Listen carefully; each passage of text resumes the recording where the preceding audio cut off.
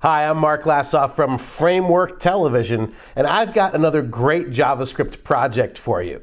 If you're enjoying these projects, don't forget to like this video and subscribe to our channel. Today, we've got a tip calculator. This is a fairly simple JavaScript project that's perfect for beginners who are just getting started with the language. Let's take a look. So in order to actually run the project, I'm going to run a simple server called the Simple HTTP Server. And actually, that should be Python. Let me move back here. It should be Python-M, Simple HTTP Server. And then we've got to provide the port that we're using, and we're going to use 8000. You'll notice that the server gets started here. And now that the server is started, we can actually run our website through localhost. And there you can see the tip calculator. I can select a bill amount here by typing it in. Let's say our bill is $51.85. Select a tip amount between 0 and 50%. Let's say we want to give a 20% tip. Then click Calculate Tip, and it gives us the tip amount, which is $10.37, and the total bill of $62.22. So again, a fairly simple project, but we actually did some things in here that professional JavaScript application developers do. So let's start taking a look at the code. Our code actually is divided into a couple of different sections, or files. We have our HTML code in index.html, and we have our JavaScript code in tip.js. So we've separated these two to a degree. And in our index.html, our HTML, of course, provides our look for the application. We've integrated some CSS code in here, some style sheet code, like right there. And the JavaScript provides the processing layer. So we're going to go over the HTML first. Now, what I should note here is for styling and for these components, which look different than the standard HTML components, I used a library called Onsen UI. That's a free library that contains a number of components that are mobile optimized for use in HTML. I really do like this library as the components look pretty cool. We can click on the components menu, and you can see all the different components that are available to you. And these are designed to look a lot like the components in your standard mobile UI for iOS or Android. And you can also go through here and see all the different categories. So for example, we're going to be using the range slider. And if we clicked on the range slider here and go to the web components, it actually has a tutorial on how to use it, and it provides the code. So pretty easy to use even if you're just getting started. That's Onsen UI at onsen.io.com. Almost everybody now, when they start a project, starts with some frameworks. The frameworks are designed to do the heavy lifting to make it easier to develop your app. So by using Onsen, I'm not having to code these components from scratch or figure out the look and feel that I want in CSS. I'm simply using what's provided by Onsen UI and integrating that into my application. So here we've got our code. We start on line 1 with our doc type declaration. This line simply declares that this is going to be an HTML document. And then we start the HTML on line 2, declaring the language right here, English. And then we have our head section. We have a meta tag indicating we're using the UTF-8 character set. And the title of our document is Tip Calculator. These 3 lines right here, I copied from the Onsen website and pasted directly into my document. And if you look, these are links to different components that are part of Onsen. The first link tag on line 6 is the style sheet. And this is the onSend style sheet, and you can see the URL here. There's a second onSend style sheet just for the components, and then there's the JavaScript that drives the whole thing. Now you'll notice these are fully qualified domain names that we're linking to. And what that means is this app only works if we are connected to the network and the internet. If we don't have a connection, it's not going to be able to find the onSend libraries, and therefore the app is not going to work correctly. Something to keep in mind. Now, it's also possible to download all of the onSend libraries and distribute them as part of the app. And that's probably what I would do in production. But for this educational exercise, it's okay just to use the content delivery network and use these URLs. I'd encourage you to do the same thing while you're learning. All right, so that takes care of the head. Head basically our meta tag, our title, and then the links that we need to download the onSend library. Now we get into the body, and you're going to see some tags here that you haven't seen before, like ONS page and ONS toolbar. What onSend does is it has its own unique set of tags that call the onSend components that are already styled for us. So it's an extension to the standard HTML that you already know or are learning. So ONS-toolbar, or excuse me, let's start with this one. ONS-page means we're using an ONS page component. And that simply wraps all of the content on this page. This is a single page app, so our ONS page starts on line 12 and wraps on line 30. And all of the components in between here are part of this page. onSend has a nice page management system, but since we're only doing a single page app, we don't need to use it. Now we come to another onSend component, and of course you're starting to see that all of the onSend components start with ONS-, and this is the onSend toolbar. Here on line 14, you can see we've put in here our framework tip calculator text and centered it. So there you can see it right here. That's the toolbar that's created by using the ONS toolbar tag. I've divided our content into two sections. First is the form section, and then is the results section. The results section is what's displaying our tip amount right here.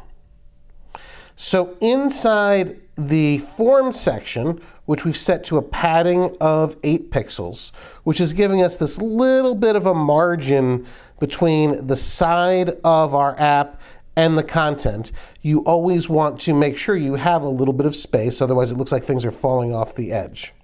All right, so the components that we've drawn are our form field to type the bill amount, our slider to indicate the tip amount, and our calculate button. And of course, you've noticed these don't look like the standard vanilla UI components that are available through HTML. We've modified them with onSend. So here we are in the first section.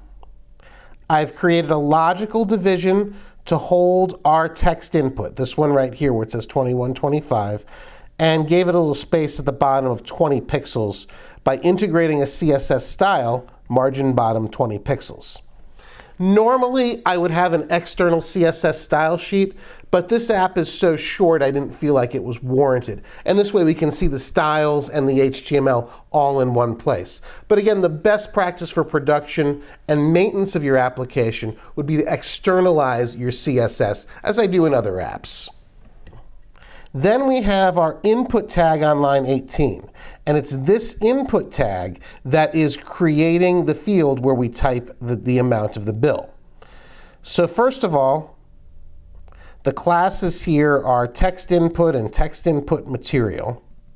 So that's giving us the class for this. The placeholder, and there's a class for styling it through onSend, says bill amount. And that placeholder appears right here by default. Right? Bill amount is right there.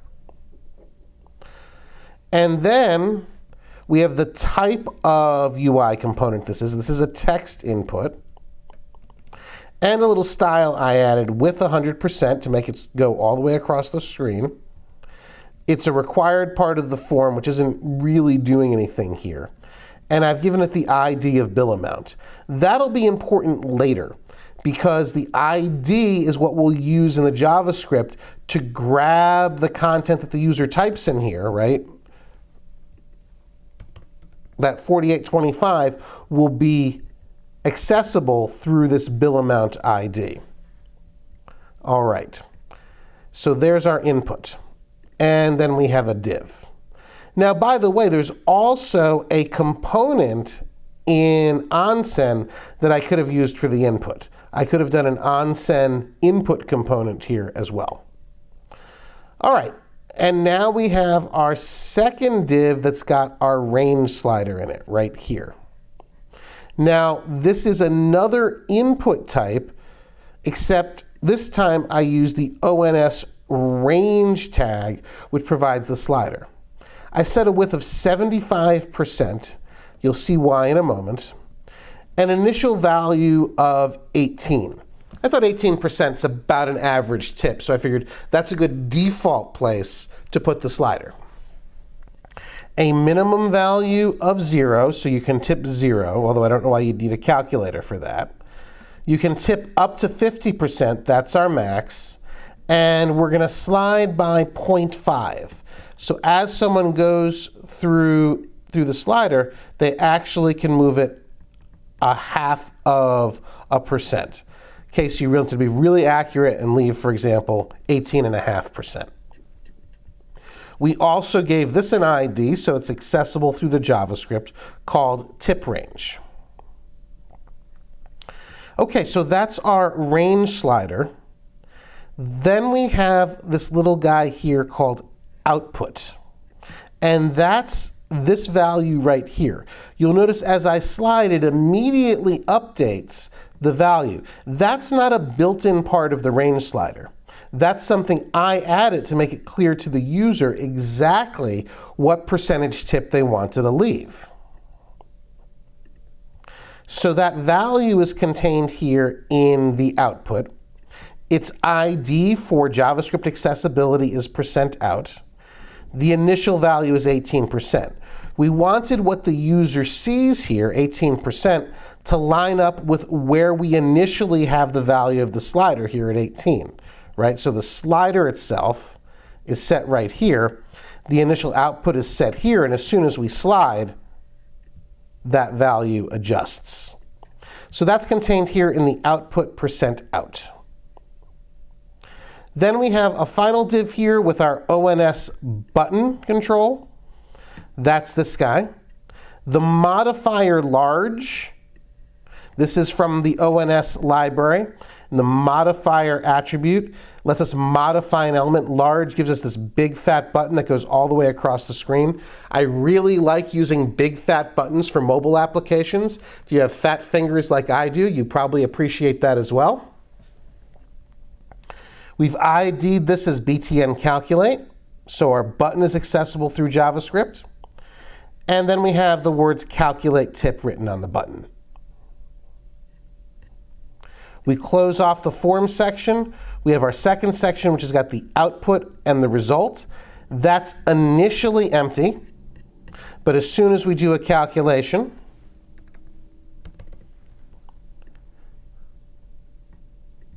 and we click the calculate tip button, you can see that the result field, right here on line 28, is populated with the results, a tip amount and a total bill.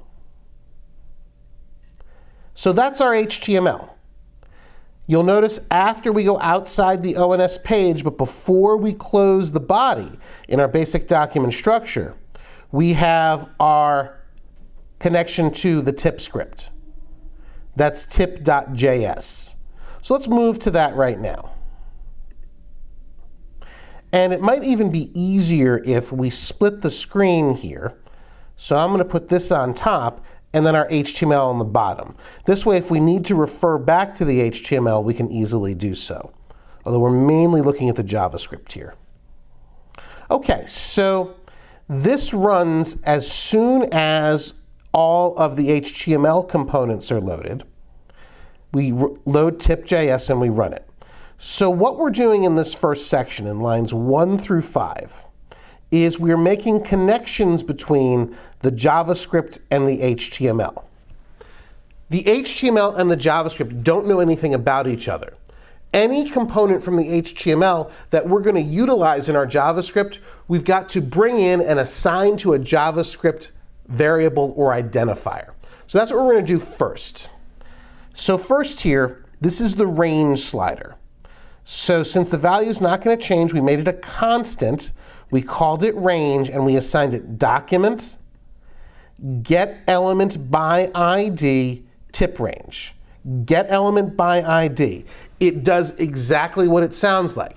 It gets an element by its ID. So we get the element by ID tip range, which is right here. That's our slider. So we're getting that element, and we're assigning it to the JavaScript identifier range. And we do that for all 5 of these components.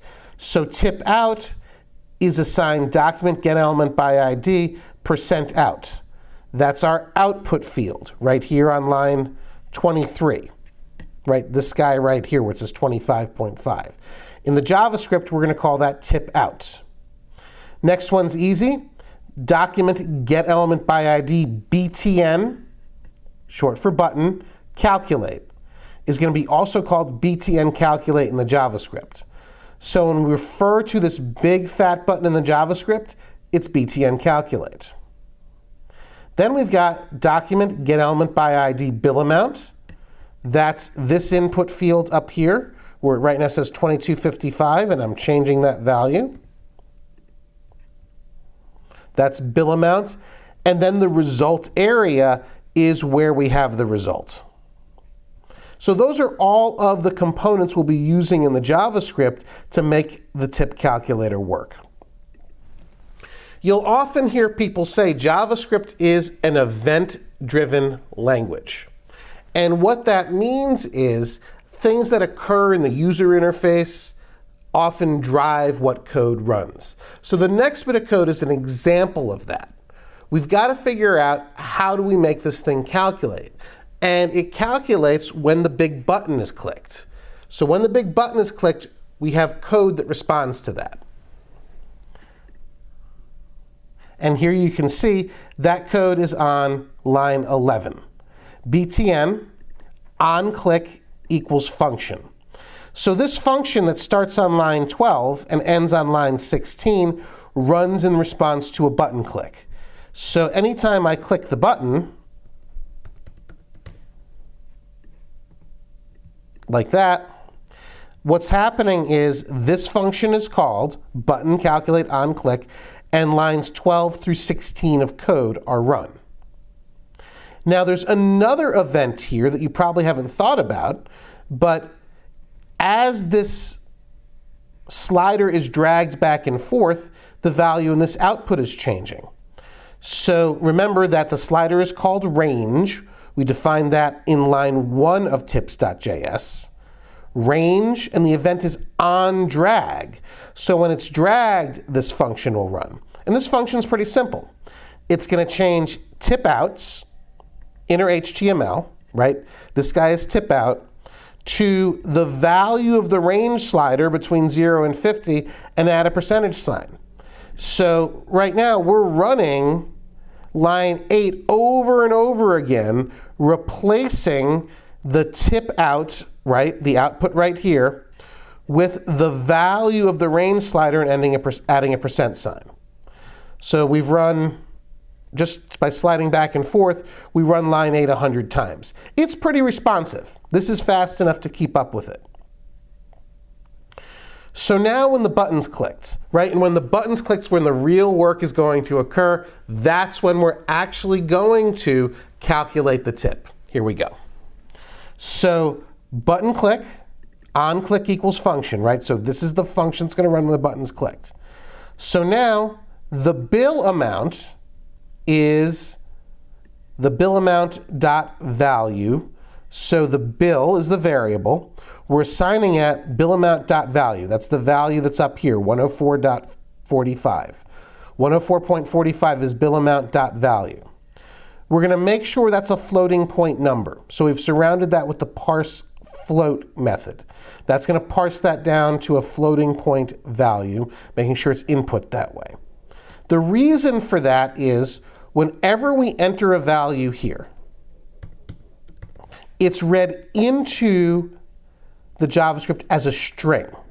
We've got to say to JavaScript, hey, we want this to be a number, so parse it, that string as a float. Essentially, we're removing the quote signs around it so it can be used in part of a calculation.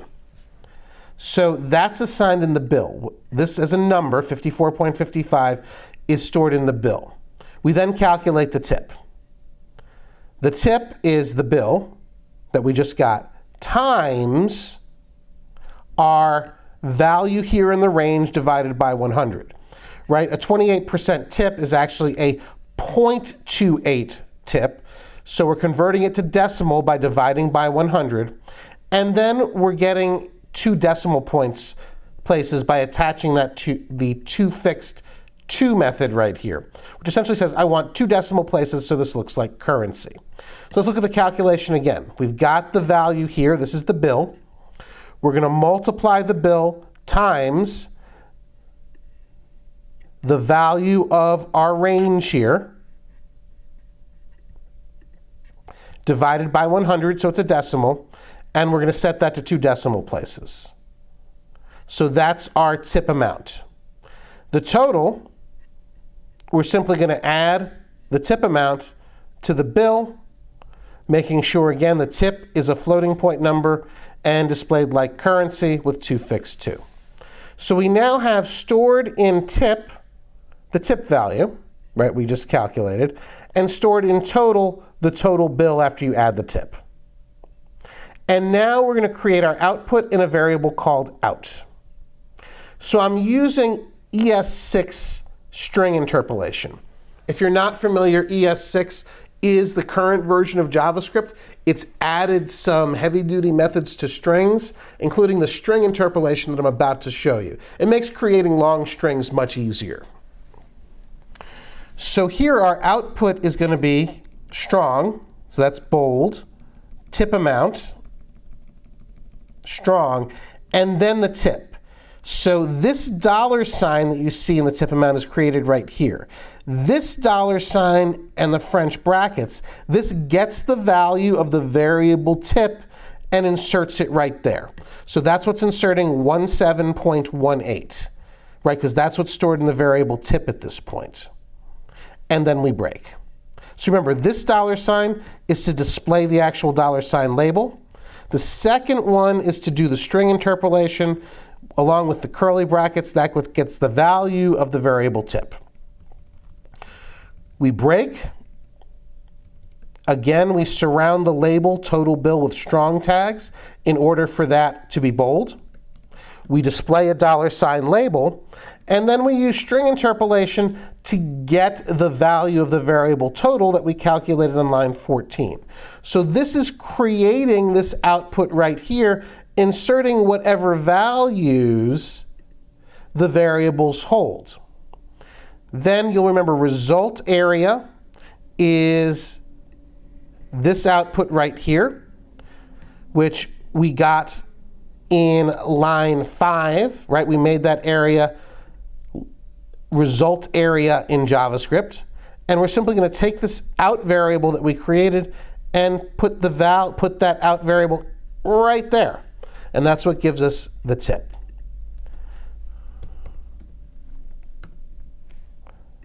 One more time. There we go. Works great.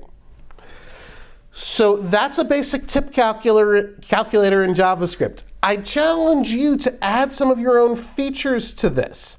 Why don't you add a tax component or change the display so it's more attractive? This code is yours to work with. You're more than welcome to modify it and learn from it. Thanks again for watching. I'm Mark Lassoff from Framework Television. Don't forget to like and subscribe. I'll see you next time.